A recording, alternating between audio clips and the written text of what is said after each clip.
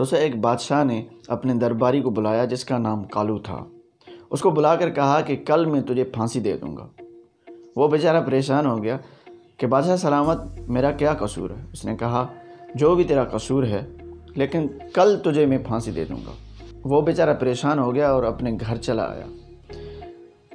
گھر بھی ایسے پریشان بیٹھا ہوا تھا، اس کو کوئی بات سمجھ نہیں آ رہی تھی، نہ کھانا کھا رہا تھا نہ پانی پی رہا تھا، بس صرف اس کو یہی ٹینشن تھی کہ کل میں مر جاؤں گا اور مجھے بادشاہ سلامت پھانسی دے دیں گے۔ جب رات ہوئی تو اس کو نیند بھی نہیں آ رہی تھی، بیوی سو گئی۔ کچھ دیر کے بعد بیوی نے اٹھ کر دیکھا تو یہ بیٹھا ہوا تھا۔ بیوی اس کو کہنے لگی کہ کیوں پریشان ہو؟ اس نے کہا کہ بادشاہ نے کل مجھے پھانسی دینے کا اعلان کیا ہے، مجھے پھانسی دے دیں گے۔ بیوی نے کہا کہ سنو، یہ تمہاری مشکل بہت بڑی ہے لیکن تیرا پروردگار اس سے بہت بڑا ہے، اور یہ تیری جو مشکل ہے اس سے نکلنے کے بہت سارے راستے ہیں۔ کل اس راستے کا کوئی نہ کوئی حل نکل جائے گا، تم آرام سے سو جاؤ جیسے پہلے سو جاتے ہو۔ تو اس کو اطمینان آ گیا اور آنکھیں بند کر کے سو گیا۔ صبح سویرے سپاہیوں کے پیروں کی آواز جیسے سنی تو اس میں اور ہی مایوسی اور پشیمانی پیدا ہو گئی۔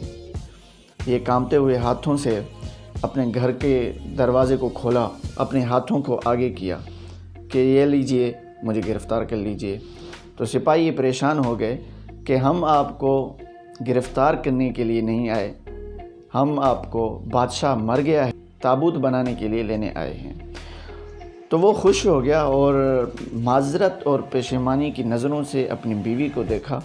بیوی مسکرا کر کہی کہ ایسے سو جاؤ جیسے کل سوئے تھے، اور جو تیری پریشانی ہے ان سے آپ کا رب جو ہے وہ بہت بڑا ہے، آپ کا پروردگار بہت بڑا ہے، اور یہ جو جس مشکل میں آپ پڑے ہو ان سے نکلنے کے بہت سارے راستے ہیں۔